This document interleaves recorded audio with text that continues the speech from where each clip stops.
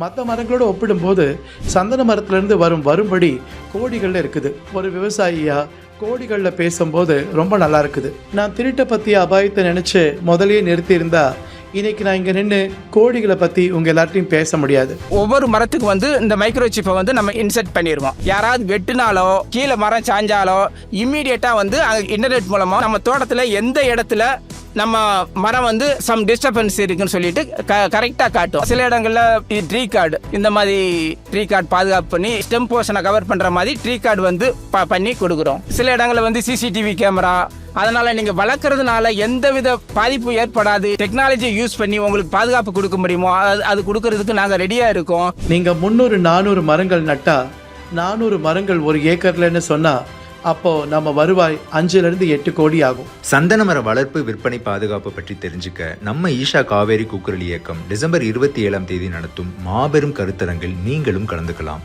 முன்பதிவிற்கு டிஸ்கிரிப்ஷன்ல இருக்க ஃபார்மை ஃபில் பண்ணுங்க, இல்ல இந்த நம்பருக்கு கால் பண்ணுங்க.